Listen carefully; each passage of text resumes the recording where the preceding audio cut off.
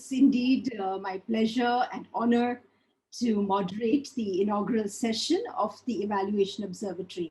I think the inaugural topic, putting communities at the center of evaluation, priorities and challenges, is so apt. It not only describes the value for community-led action and decision, it also, in fact, describes the vision of the Evaluation Observatory to facilitate learning communities, to catalyze and capacitate the evaluation ecosystem in India. And by engaging us and you all of us in the shared journey. I'm sure you're going to agree with me when I say that community engagement in India includes a very strong civil rights movement with a very deep belief in inclusion, in learning from the ground up. And from project design to assessing to monitoring and evaluation, I think we have one of the richest resources, both human and technical, in the world about how to engage communities and why we do so. So I think COVID-19 also has reinforced that communities can and are taking measures for their well-being. And so if this is so, what is our role as evaluators? What value do we bring? How does the work that we do catalyze change that is fair, gender just, and cooperatively crafted? And why are we even having community dialogue and involvement? I think we measure what we value and we consider it ethical and very rights-based. And so I think as good evaluators, we do have to ask ourselves, what difference did a project make in people's lives, not according to us, but according to them, and we value those voices. So we have to ask to what extent do we question any community analysis or project design before we go into an evaluation, and how ready are we to admit what did not work? I think we are very, very fortunate today, as Sibina mentioned, to have very eminent thought leaders, Madhu Khetan, Pradeep Narayanan, and Sita Shekhar, and they bring decades of very grounded experience and have elevated it to how we can use evidence to inform not a program or its results, but to also empower those whose lives are most affected by the intervention or the policy or the program, whatever is being studied. And I think that's a very fundamental value that our speakers will be addressing, the who's question, so famously stated by Robert Chambers about the people-centered community perspective, the right to be heard, valued, the right to make decisions affecting their lives. I'd like to also say that I think our understanding of community has broadened to include both virtual and geographical. And so one of the conditions of community is to share or have a common interest. I think is critical for all communities, virtual and geographical. So we have communities of practice like the Evaluation Observatory, that's virtual, and also the GENSA network, Gender and Equity Network South Asia, that I coordinate, and then bring people who are passionate about gender and equity to share and learn from each other.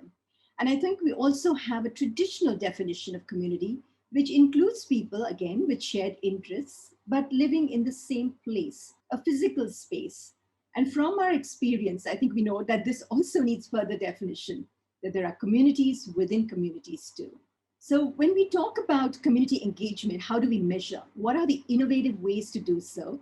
And how do we use technology and the digital space to do so? And I think we all know about the digital divide, that there are barriers for the engagement of people, especially women and the more marginalized. And how do we close that loop? You know, feeding the evidence and learning to review, revise, reconstruct our programs and interventions. And we agree these are not easy processes. I think this whole issue about change, that is not necessarily transformative change. And I think that's really critical because SDGs are constantly saying leave no one behind. And they're asking who is included, who is not, and why. I think that has also led to a question that I often ask when we gather evidence. Well, so what?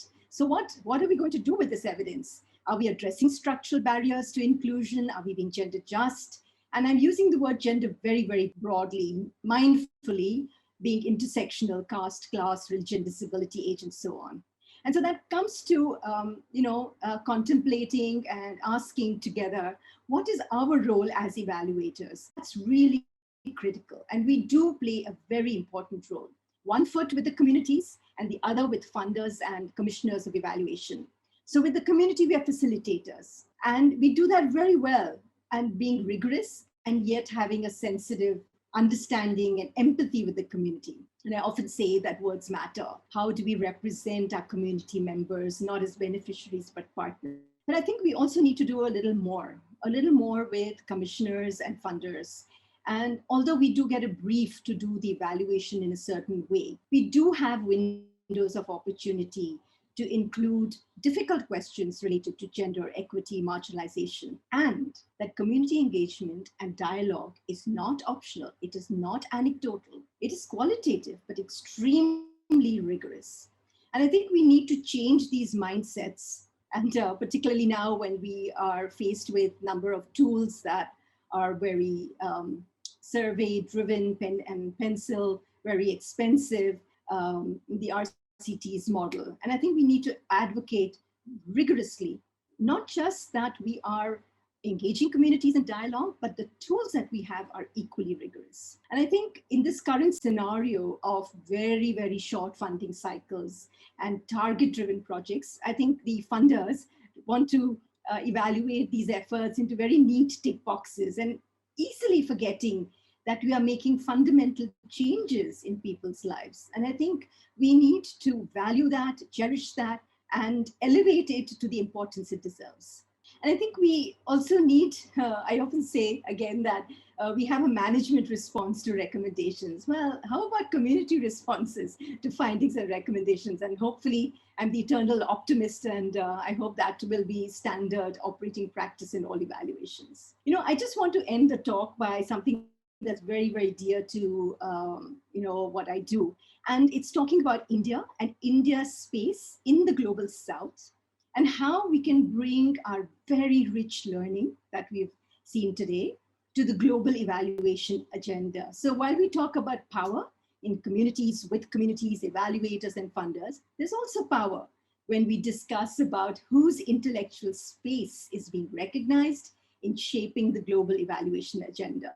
And I'm sure that these dialogues, the sharing our knowledge, our expertise, what the Evaluation Observatory is doing is going to enable our voices of evaluation expertise to have a platform, and we are off to a promising start.